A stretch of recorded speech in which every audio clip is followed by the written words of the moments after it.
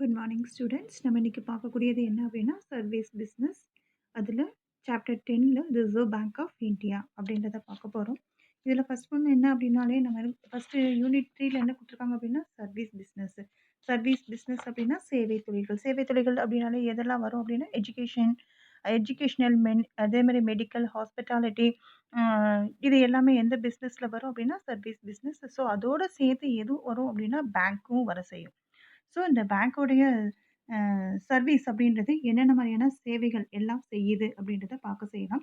Banking service is the nervous centre of industries and commerce in a country. நம்முடைய நாட்டில் பார்த்தீங்க அப்படின்னு சொன்னால் எந்த மாதிரியான வணிகம், வர்த்தகம் இந்த மாதிரியான தொழில் அமைப்புகளுக்குலாம் ஒரு நர்வஸ் சென்டராக இருக்கக்கூடியது எது அப்படின்னு சொன்னால் பேங்க் தான். விட்டல் ரோல் என்ன அப்படின்னா providing their money required for their regular functions and development. ரெகுலரான ஃபங்க்ஷன்ஸ் டெவலப்மெண்ட் இதுக்கெல்லாம் எந்த அளவுக்கு பணம் அப்படின்றது தேவைப்படுதோ அதெல்லாம் ப்ரொவைட் பண்ணக்கூடிய முக்கியமான பங்கு வகிக்கக்கூடியது எது அப்படின்னு சொன்னால் நம்ம பேங்க் தான். இந்த வேர்ல்டு பேங்க் அப்படின்னா normally refer to commercial bank. என்ன மாதிரியான ஒரு பேங்க்? வேர்ல்டு பேங்க் அப்படிங்கிறதே ஒரு வணிக வங்கியினுடைய வணிக வங்கி போல தான் செயல்படும். வணிக வங்கி தான். ஸோ இந்த there are many types of bank rendering different types of service. நிறைய பேங்க் இருக்குது. அது எப்படி செயல்படுது அப்படின்னா பல்வேறு வகையான சேவைகளை வழங்கிட்டு வர செய்யுது. அதில் மோஸ்ட் இம்பார்ட்டன்ட் பார்த்தீங்க அப்படின்னா சென்ட்ரல் பேங்க்கு. ஸோ இதில் நம்ம இன்னைக்கு பார்க்கக்கூடியது எப்படின்னா சென்ட்ரல் பேங்க் பற்றி தான் பார்க்க போகிறோம். ஒவ்வொரு நேஷனுக்குமே ஹேஸ் ஒன் சென்ட்ரல் பேங்க் அப்படின்றது இருக்க செய்யும். இது யார் அமைக்கிறாங்க அப்படின்னா owned by the government of the country. So control over the entire banking systems of a country vested with the apex bank. எப்படி தான் செயல்படுது அப்படின்னு சொன்னால் சென்ட்ரல் பேங்க் நோன் அஸ் அந்த different name in the different country. இது வந்து எப்படி செயல்படுது அப்படின்னு சொன்னோம்னா இதனுடைய மைய வங்கி அப்படிங்கிறது வெவ்வேறு நாட்டில் வெவ்வேறு விதமான பேரில் அழைக்கவும் செய்கிறாங்க. ஆனால் அதே மாதிரி ஒரு நாட்டில் இருக்கக்கூடிய அனைத்து வங்கிகளினுடைய செயல்பாடுகளை கட்டுப்படுத்தக்கூடிய அதிகாரம் அப்படிங்கிறது யாருக்கு இருக்குது அப்படின்னா சென்ட்ரல் பேங்க்குக்கும் இருக்க செய்யுது. இந்த bank functions are very from country to country. இதோடைய செயல்பாடுகள் ஒவ்வொரு கண்ட்ரிக்குமே என்ன இருக்கும் அப்படின்னா வேறுபாடு அப்படின்றது இருக்க செய்யும். Central bank is set up the autonomous and quasi autonomous. இது என்ன மாதிரியான முறையில் அமைக்கப்படுறாங்க அப்படின்னு சொன்னோம்னா இது ஒரு முழு தன்னாட்சி இல்லைன்னா பாதி தன்னாட்சி அமைப்புடன் அமைக்கப்பட்ட ஒரு வங்கி தான் central bank. Stability and grow of a country's economic are the main goal of a central bank. ஒரு நாட்டினுடைய பொருளாதார நிலைமை மற்றும் மேம்பாடு இவைகளை எல்லாமே மைய வங்கி அப்படிங்கிறது முக்கியமான ஒரு குறிக்கோளாக கொண்டு செயல்படுது. நம்ம இந்தியாவில் இருக்கக்கூடியது என்ன அப்படின்னு சொன்னால் India the reserve bank of India is the central bank. நம்ம இந்தியாவில் இருக்கக்கூடிய இந்திய ரிசர்வ் வங்கி அப்படிங்கிறது மைய வங்கியாக செயல்படுது. அதே மாதிரி அதனுடைய ஹிஸ்டாரிக்கல் என்னென்ன மாதிரியான வரலாற்று சிறப்புகள்லாம் இருக்குது, வரலாற்று பின்னணி என்னென்ன அப்படிங்கிறத பார்க்க செய்யலாம். அதே மாதிரி ஃபர்ஸ்ட் ஒன் என்ன அப்படின்னா இந்த Hindustan was the first bank in India established in 1770. எப்போ அப்படின்னு சொன்னால் ஃபர்ஸ்ட் பேங்க் அப்படிங்கிறது ஹிந்துஸ்தான் தான். The bank of Hindustan was the first bank. Establishment அப்படிங்கிறது எப்போ பண்ணாங்க அப்படின்னா எஸ்டாப்ளிஷ்டு 1770 பண்ணாங்க. அது எப்போ க்ளோஸ் பண்ணிட்டாங்க அப்படின்னா 1932 வந்து பார்த்தீங்கன்னா க்ளோஸ் பண்ணிட்டாங்க.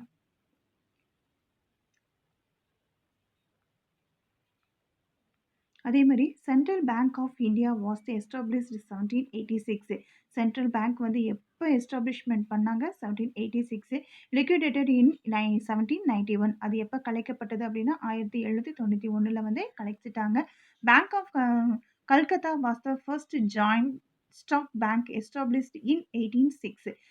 இந்த பேங்க் ஆஃப் கல்கத்தா அப்படிங்கிறது ஜாயிண்ட் ஸ்டாக் பேங்காக எஸ்டாப்ளிஷ்மெண்ட் எப்போ பண்ணாங்க அப்படின்னா 1806. அதாவது கூட்டு பங்கு நிறுவனம்னு சொல்லிட்டு கூட்டு பங்கு வங்கி அப்படின்னு சொல்லிட்டு சொல்லுவாங்க. ஸோ அந்த பேங்க்கை எஸ்டாப்ளிஷ்மெண்ட் பண்ணினது எப்போ அப்படின்னு சொன்னால் 1806. அதோடைய ரீநேம் அப்படிங்கிறது என்ன அப்படின்னா பேங்க் ஆஃப் பெங்கால் அப்படின்றத கொண்டுட்டு வந்தாங்க. எப்போ அப்படின்னு சொன்னோம்னா 1809 கொண்டுட்டு வந்தாங்க. அதே மாதிரி பேங்க் ஆஃப் பாம்பே அப்படின்றது 1840 அண்ட் பேங்க் ஆஃப் மெட்ராஸ் அப்படிங்கிறது 1843 எஸ்டாப்ளிஷ்மெண்ட் பண்ணியிருக்கிறாங்க. சரி, அடுத்தது பார்த்தீங்க அப்படின்னா பேங்க்குக்கான டெஃபினிஷன்ஸ் அண்ட் மீனிங் ரெண்டையும் பார்க்க போகிறோம். பேங்க் அப்படிங்கிறதுக்கான பேங்கிங் டெஃபினிஷன்ஸ் வங்கிக்கான வரைவிலக்கணம் அப்படின்றத கொடுத்துருக்குறாங்க.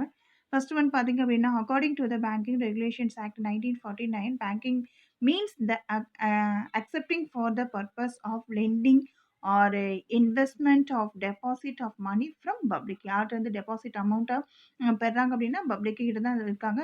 அதே மாதிரி repay on a demand otherwise and with drawable by cheque, draft, pay order or otherwise. எந்தெந்த முறையில் வந்து திரும்பி கொடுக்கறதுக்காக வேண்டி மக்கள்கிட்ட இருந்து வாங்குறாங்க அப்படின்றத கொடுத்துருக்குறாங்க. இது வந்து எப்போ ஏற்படுத்தப்பட்டது அப்படின்னு சொல்லி பார்த்தோம் அப்படின்னா 1949ல் பார்த்தீங்க அப்படின்னா வங்கி ஒழுங்குமுறை சட்டத்தின்படி ஃபஸ்ட்டு ஏற்படுத்தப்பட்டது. முதலீடு செய்யறதுக்கு இல்லைன்னா கடன் வழங்குறதுக்காக வேண்டி, இல்லை அப்படின்னா கேட்டவுடன் பார்த்தீங்கன்னா காசோலையா, வரைவோலையா, பணவிடை மற்றும் திரும்ப கொடுப்பதற்காக வேண்டி பொதுமக்கள்கிட்ட இருந்து தான் என்ன பண்ணுறாங்க அப்படின்னா வைப்பு தொகைகளாக பெற செய்கிறாங்க. இதைத்தான் நம்ம என்னன்னு சொல்கிறோம் அப்படின்னா பேங்கிங் சொல்லிட்டு சொல்ல செய்கிறோம். அந்த பணியை மேற்கொள்ளக்கூடிய நிறுவனத்தை தான் நம்ம என்னன்னு சொல்கிறோம் அப்படின்னா வங்கி அப்படின்னு சொல்லிட்டு அழைக்கவும் செய்கிறோம். அடுத்தது இதுக்கான டெஃபினிஷன்ஸ் பார்த்தீங்க அப்படின்னு சொன்னால் அதையும் கொடுத்துருக்காங்க. இந்த டேப்லெட் காலத்தை நீங்கள் ஒரு தடவை பார்த்துக்க செய்யுங்க. இந்த definitions of a central bank அப்படின்றது, central bank is the bank in any country to which has been entrusted the duty of regulating the volume of currency and the credit in that country. The Bank of International Settlement BIS அப்படின்றது இதுக்கான வேண்டி சொல்லியிருக்காங்க. எந்த ஒரு நாட்டில் அந்த நாட்டினுடைய பணப்புழக்கம் என்னோட கடனினுடைய அளவை கட்டுப்படுத்தக்கூடிய கடமை டியூட்டியை எந்த வங்கி செஞ்சுக்கிட்டு இருக்குதோ அந்த வங்கி எந்த வங்கி செய்யறதுக்காக வேண்டி அந்த பணியை வந்து அவங்கள்ட்ட ஒப்படைச்சிருக்கிறாங்களோ அந்த வங்கியை தான் நம்ம என்னன்னு சொல்கிறோம் அப்படின்னு சொன்னால் வங்கின்னு சொல்லிட்டு சொல்ல செய்கிறோம். பேங்கிங் அப்படின்னு சொல்லி பேங்க்குன்னு சொல்லிட்டு சொல்கிறோம். ஓகேவா? இதனுடைய அர்ஜின் அப்படின்றது எப்போ தோன்றுச்சு அப்படின்றது அடுத்தது எப்போ வந்தது அப்படின்றத பார்க்க போகிறோம். ஃபஸ்ட்டு பார்த்தீங்க அப்படின்னு சொன்னோம்னா அதோடைய ஆர்பிஐயோடைய ஆக்ட் பார்த்தீங்க அப்படின்னா 1934ல் பார்த்தீங்க அப்படின்னா passed and RBI launched in operations for April and 1935. எப்போ கொண்டுட்டு வந்தாங்க அப்படின்னு சொன்னால் ஆர்பிஐ அப்படிங்கிறது பாஸ்ட், அதுக்கான ஆக்ட் வந்து 1934ல் பாஸ் பண்ண செஞ்சாங்க. அதை ஆப்ரேஷன்ஸ் ஃப்ரம் ஏப்ரல் எப்போ செயல்படுத்தினாங்க அப்படின்னா ஏப்ரல் 1, 1935ல் செயல்படுத்த செஞ்சாங்க. RBI was established with the share capital amount அப்படிங்கிறது எத்தனை கோடி அப்படின்னா 5 கோடி. அதனுடைய ஷேர் கேபிட்டல் முதலீட்டு தொகை அப்படிங்கிறது 5 கோடி. டிவைடட் இன்டூ ஷேரை வந்து எப்படி டிவைட் பண்ணியிருக்காங்க 100 ஈச் ஃபுல்லி பெய்ட் அப் முழுவதும் செலுத்தப்பட்ட பங்குகளாக 100 அப்படிங்கிற முறையில் கொண்டுட்டு வந்திருக்காங்க. அதே மாதிரி entire share capital was owned by the private share holders. யார்கிட்ட தான் இதனுடைய ஷேர் கேபிட்டல் அமௌண்ட் எல்லாம் ஷேர் கேபிட்டல்ஸ் எல்லாமே யார்கிட்ட தான் இருக்குது அப்படின்னா பிரைவேட் ஷேர் ஹோல்டர்ஸ் தான் இருந்தது. என்னுடைய ஹெட் ஆஃபீஸ் அப்படிங்கிறது ஃபர்ஸ்ட் கல்கத்தாவில் இருந்தது. அதுக்கடுத்தது எப்போ 1937ல் பார்த்தீங்கன்னா மும்பைக்கு அதை மாற்றிட்டாங்க.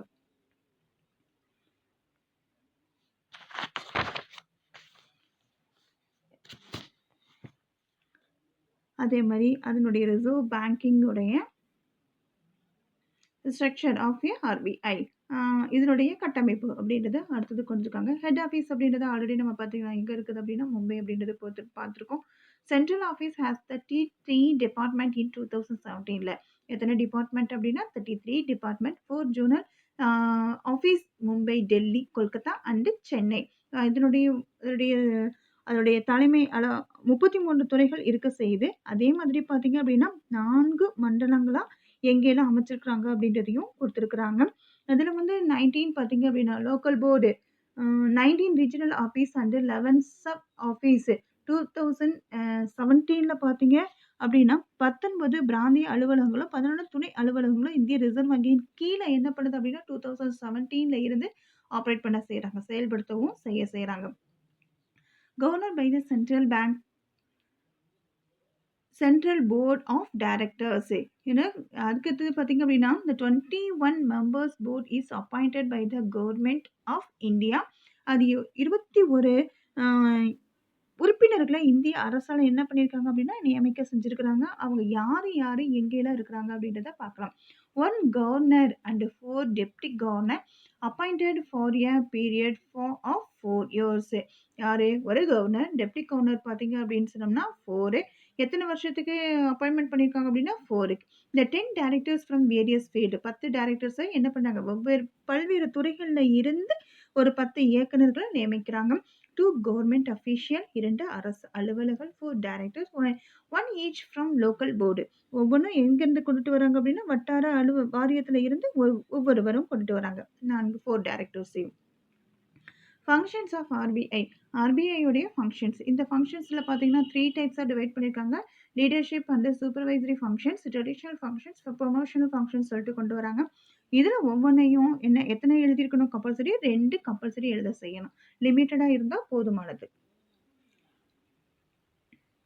ஃபஸ்ட்டு வந்து நம்ம என்ன அப்படின்னா, India's representative in world financial institutions அப்படின்றத பார்க்க செய்கிறோம்.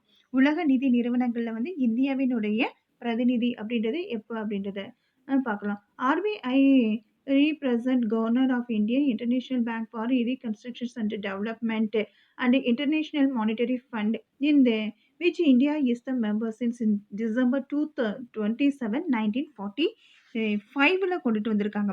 என்ன அப்படின்னு சொன்னால் ஃபஸ்ட்டு வந்து 1997ல் பார்த்தீங்கன்னா இணைஞ்சு இதோட செயல்பட்டுக்கிட்டு வந்தது. எது கூட அப்படின்னா அதுக்கடுத்தது என்ன கொடுத்துருக்காங்க அப்படின்னா பன்னாட்டு மறுசீரமைப்பு மேம்பாட்டு வங்கி, அதே மாதிரி பன்னாட்டு நாணய நிதி. இது வந்து டிசம்பர் 27, 1945ல் வந்து இந்திய அரசினுடைய பிரதிநிதியாக இந்திய ரிசர்வ் வங்கி அப்படிங்கிறது இயங்கிட்டு வர செய்யுது. யாருக்கிட்ட அப்படின்னு சொல்லி பார்த்தீங்க அப்படின்னா, government of international banking, reconstructions and டெவலப்மெண்ட்டில் இன்டர்நேஷ்னல் மானிட்டரி ஃபண்டு ஒன்று, reconstructions, development and monetary fund அப்படின்ற இந்த 3 அமைப்புகளும் டிசம்பர் 27, 1945ல் இந்திய அரசினுடைய ரெப்ரசன்டேட்டிவாக என்ன பண்ணுறாங்க அப்படின்னா செயல்பட்டு வர செய்கிறாங்க. Regulatory and supervisory of Indian banking system. இந்திய வங்கிகளினுடைய கட்டமைப்பு ஒழுங்குபடுத்துதல் மற்றும் மேற்பார்வையிடக்கூடிய பணியையும் செய்கிறது யார் அப்படின்னா ஆர்பிஐ தான். போர்டுடைய guidelines for all banking operations in the country are formulated by RBI. நாட்டில் இருக்கக்கூடிய எல்லா வணிக வங்கிகளையும் ஒழுங்குபடுத்துறதும், அதே மாதிரி அதை கைட்லைன்ஸ் பண்ணுறது. 2வது பார்த்தீங்க அப்படின்னு சொன்னால் ஃபார்முலேட் பண்ணுறது, அதை விரிவுபடுத்துறது, ஒழுங்குபடுத்துறது, வழிகாட்டுறது, இந்த மாதிரியான எல்லா பணிகளையும் யார் தான் செஞ்சுட்டு வராங்க அப்படின்னா ஆர்பிஐ தான். மானிட்டரி அத்தாரிட்டி அப்படிங்கிறது பணவியல் உச்சநிலை அதிகாரம் அப்படிங்கிறது யார்கிட்ட இருக்குது அப்படின்னா ஆர்பிஐ தான். Formulate and implement and monitor the monetary policy of the country in order to maintain the price stability, controlling inflationary trends and economic growth. எதெல்லாம் கண்ட்ரோல் பண்ணுறாங்க அப்படின்றத கொடுத்துருக்காங்க. ப்ரைஸோடைய ஸ்டெபிலிட்டி கண்ட்ரோல் பண்ணுறது, அதே மாதிரி என்ன இன்ஃப்ளாஷனரி ட்ரெண்ட்ஸு, எக்கனாமிக்களுடைய க்ரோத்து, இது எல்லாமே நாட்டினுடைய பணவியல் கொள்கையில் இந்திய ரிசர்வ் வங்கி அப்படிங்கிறது யார் தான் வந்து ஃபார்முலேட் பண்ணுறாங்க அப்படின்னா ஆர்பிஐ தான். Closely monitoring economic parameter. பொருளாதார அளவுறுகளை கூர்ந்து கவனிக்கக்கூடிய பணியை யார் செய்கிறாங்க அப்படின்னா ஆர்பிஐ தான். போர்டு எக்கனாமிக் பேராமீட்டர்ஸ் சச்சஸ் எம்ப்ளாய்மெண்ட்டுடைய லெவல், ப்ரைஸோடைய லெவல்,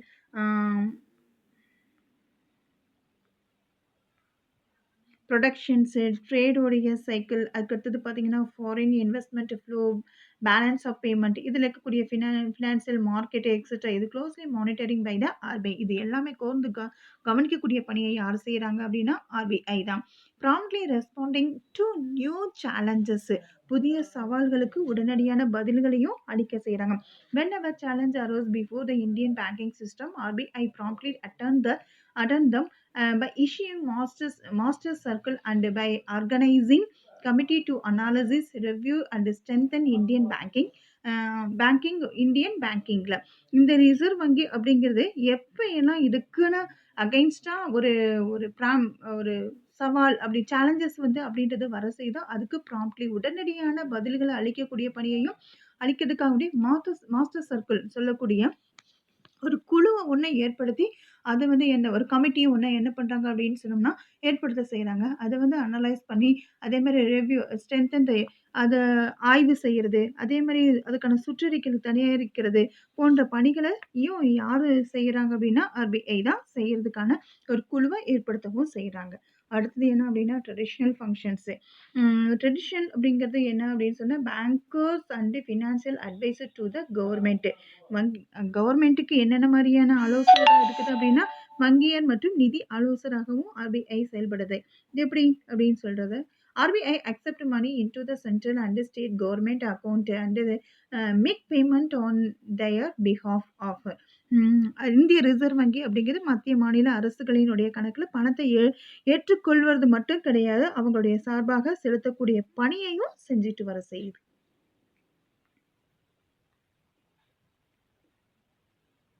அதே மாதிரி மோனோபோலி ஆஃப் நோட் இஷ்யூ, நோட்டை வந்து இஷ்யூ பண்ணக்கூடிய பணியை யார் செய்கிறாங்க அப்படின்னா ஆர்பிஐ தான். RBI is a sole authority for the printing and issue of all currency note Indian except in India except 1 rupee note. எதை மட்டும் அவங்க இஷ்யூ பண்ணுறது இல்லை அப்படின்னா 1 rupee நோட்டை மட்டும் இஷ்யூ பண்ணுறது இல்லை. மற்றது பார்த்திங்க அப்படின்னா எல்லா விதமான கரன்சியும் பிரிண்டிங் பண்ணி அதை இஷ்யூ பண்ணக்கூடிய பணியை யார் செய்கிறாங்க? RBI தான் செய்கிறாங்க. இதனுடைய டியூட்டி பார்த்திங்க அப்படின்னா ensure there is sufficient number of a good quality currency note is available to the public. நல்ல தரமான பொருட்களை தரமான தாள்களை வந்து அச்சிட்டு பொதுமக்களுக்கு தாராளமாக கிடைக்கக்கூடிய வழியில் உதவி செய்யக்கூடியது எது அப்படின்னா RBI தான். அதே மாதிரி வந்து காயின் நாட் ஃபிட் அப்படின்றத இருந்துச்சுன்னா, அந்த பணம் அப்படின்றது நாட் ஃபிட்டாக இருந்துச்சு அப்படின்னு சொன்னால் அதை எக்ஸ்சேஞ்ச் பண்ணக்கூடிய சர்க்குலேஷனையும் யார் பண்ணுறாங்க அப்படின்னா RBI தான் பண்ண செய்கிறாங்க. அடுத்தது பேங்கர்ஸோடைய பேங்கர், வங்கியினுடைய வங்கியாகவும் செயல்படுது. அதே இந்த relationship between the RBI and other bank in the country is just like the relationship of a commercial bank with is a customers. ஒரு கமர்ஷியல் பேங்க் எப்படி தன்னுடைய கஸ்டமர்ஸ் கிட்ட ஒரு ரிலேஷன்ஷிப்போடு இருக்க செய்தோ அதேமாதிரி தான் RBI அப்படின்றது மற்ற வங்கிகள்கிட்டையும் எப்படி இருக்குது அப்படின்னா தன்னுடைய உறவு முறைகளை ரிலேஷன்ஷிப்பையும் இருக்க செய்யுது. மற்ற வங்கிகள்கிட்டையும் இடையான உறவு முறையும் இருக்க செய்யுது. ஒரு வர்த்தக வங்கி எப்படி தன்னுடைய வாடிக்கையாளர்கள்ட்ட உறவை வச்சிருக்குதோ அதே மாதிரி தான் வங்கி RBI அப்படிங்கிற தாங்கிட்டு இருக்கக்கூடிய வங்கிகள்கிட்டையும் இடையான உறவு முறையும் ரொம்ப நல்ல ஒரு க்ளோஸ்லா இருக்கக்கூடிய நல்ல உறவு முறைகளை வச்சுட்டு இருக்க செய்கிறாங்க. Control of a credit and liquidity எது அப்படின்னா கடன் மற்றும் பணப்புழக்கத்தினுடைய கட்டுப்பாட்டாளராகவும் செயல்படுது. Controlling the credit money in a circulations and interest rate in the country is a major functions of RBI. நாட்டினுடைய பணம் மற்றும் ரூபாயினுடைய பணப்புழக்கத்தின் வந்து அளவை கட்டுப்படுத்தக்கூடிய பணியையும் அதே மாதிரி கிரெடிட்டுடைய ரேட் இருக்கு இல்லையா, இன்ட்ரெஸ்டுடைய ரேட் இருக்கு இல்லையா, அதை வந்து நிர்வாகம் செய்யக்கூடிய பணியையும் முக்கியமான பணியை செய்யக்கூடியது எது அப்படின்னா RBI தான். Quantitative method of a credit control. The method which is a influence the total volume of a credit in a Indian economic are called the quantitative or a general method சொல்ல செய்கிறாங்க. இந்தியாவுடைய பொருளாதாரத்தில் மொத்த கடன் தொகையினுடைய அளவில் பாதிப்பை வந்து ஏற்படுத்தக்கூடிய காரணிகள் அப்படிங்கிறது கடன் அளவை கட்டுப்படுத்தக்கூடிய வழிமுறைகள் சொல்ல செய்கிறாங்க.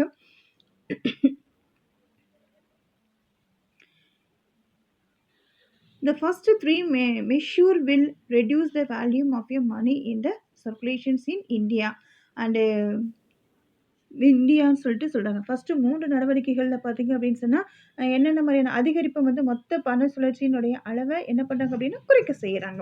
ஃபஸ்ட்டு 3 என்னென்ன அப்படின்றது பார்த்திங்கன்னா bank rate policy, cash reserve ratio, அதே மாதிரி ஸ்டாட்டுட்டரி லிக்விடிட்டி ரேஷியோஸு. அடுத்தது என்ன அப்படின்னு சொன்னோம்னா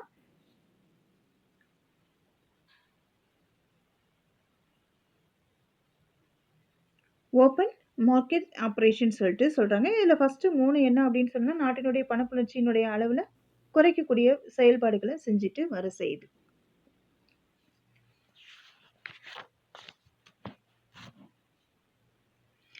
குவாலிட்டேட்டிவ் கிரெடிட் கண்ட்ரோல் மெஷர்மெண்ட் அப்படின்றது என்னென்ன அப்படின்றத கொடுத்துருக்காங்க.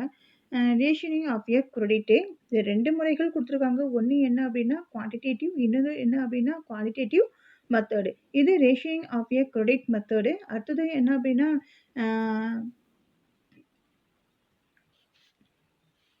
Marginal requirement, direct actions, moral suasions சொல்லிட்டு 4 விதமாக கொடுத்துருக்குறாங்க. 5th ஒன் இதெல்லாம் லிமிட்டடாக தெரிஞ்சுக்க மட்டும் செய்யுங்க. லெண்டர் ஆஃப் லாஸ்ட் ரெசார்ட் என்ன குடுத்துருக்காங்க அப்படின்னா, இறுதி நிலை கடன் ஈவோர் யாரு அப்படின்னா ஆர்பிஐ தான். In the time of emergency, any bank in India can approach the RBI for a financial assistance. எந்த ஒரு வங்கிக்கு லாஸ்ட் ரெசார்ட்ல பார்த்தீங்க அப்படின்னா, ரொம்ப எமர்ஜென்சியான அளவு அமௌண்ட் அப்படிங்கிறது தேவைப்படுதோ, அந்த நேரத்தில அதுக்கான பணத்த நிதி உதவிய யார்கிட்ட இருந்து தான் பெற முடியும் அப்படின்னு சொன்னா, இந்திய ரிசர்வ் பேங்க்ல இருந்து தான் என்ன பண்ண முடியும் அப்படின்னா, பெற முடியும். அதுக்கான கடன்களை வழங்கக்கூடியது யார் தான் வழங்குறாங்க அப்படின்னா, ஆர்பிஐ தான் வழங்கவும் செய்றாங்க. கிளியரிங் ஹவுஸ் சர்வீஸ் என்ன அப்படின்னா, கிளியரிங் ஹவுஸ் சர்வீஸ் அப்படிங்கிறது தீர்வக அமைப்பு சேவைகள். ஆர்பிஐயோடைய ஆக்ட் பார்த்தீங்கன்னா, clearing house and maintaining a clear systems for all commercial in India. இந்திய ரிசர்வ் வங்கி அப்படிங்கிறது ஒரு தீர்வக அமைப்பாக இயங்கிட்டு வர செய்யுது. இந்த aggregate amount of a cheque presented by the bank in other bank represent the claim by the bank on the other banks.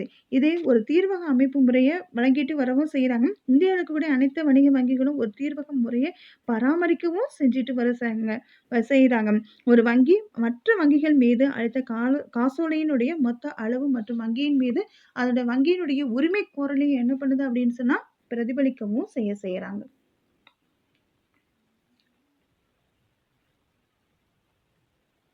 Custodian of a foreign exchange reserve. அடுத்தது அந்நிய செலாவணியினுடைய இருப்புகளினுடைய பாதுகாவலரா இருக்க செய்யுது.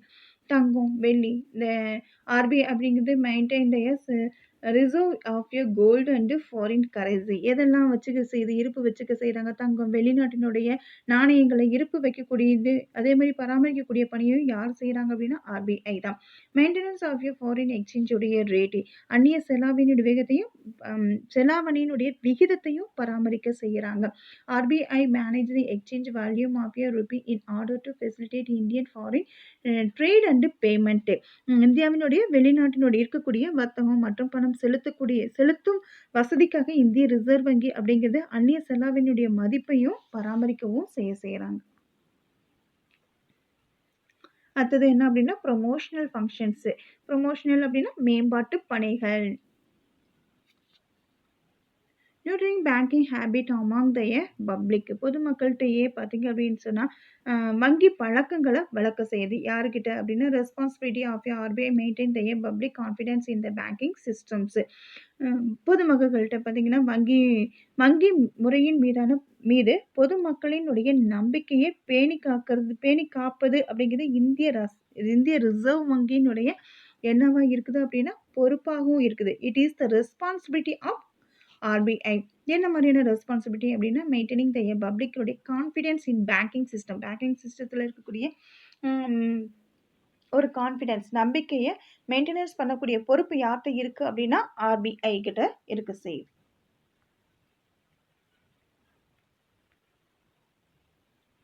கிரீவியன்ஸ் செட்டில்மெண்ட் மெஷூர், குறை தீர்வு நடவடிக்கைகள். RBI appointed 20 banking abdomen in 20 state capitals.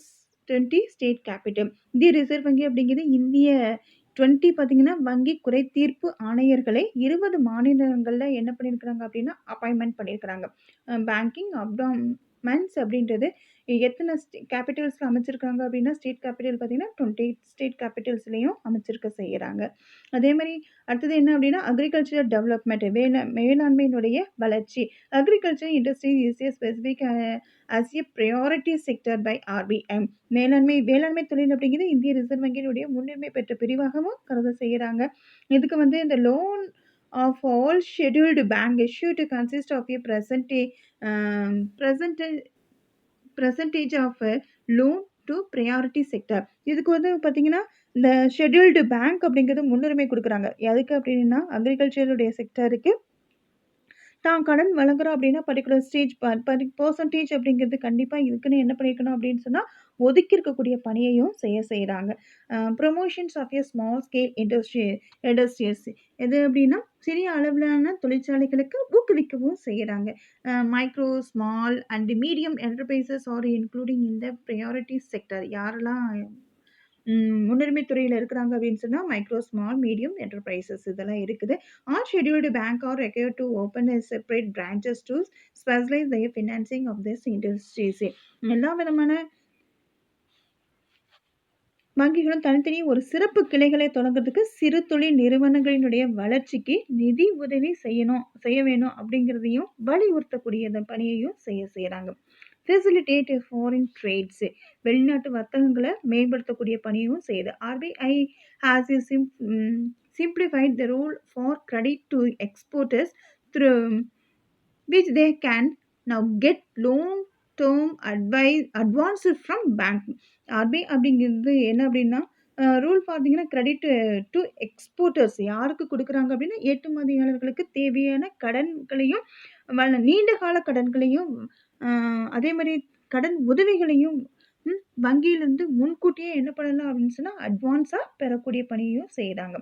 Support cooperative sectors யாருக்கு support பண்றாங்க அப்படின்னா, கோஆபரேட்டிவ் செக்டருக்கு கூட்டுறவு துறைகளுக்கு சப்போர்ட் பண்ணவும் செய்யறாங்க. Help the cooperative bank by relaxing rules and providing indirect financing. இது மறைமுகமான நிதி உதவிகளை வழங்குறாங்க. யாரு அப்படின்னா, இந்திய ரிசர்வ் பேங்க் அப்படிங்கிறது பார்த்தீங்க அப்படின்னா, கூட்டுறவு வங்கிகளுக்கு சட்ட விதிகள்ல விலக்குகளை அளிச்சு மறைமுகமான முறையில அதுக்கான அதுகளுக்கு தேவையான நிதி உதவிகளையும் அளிக்கவும் செய்யறாங்க.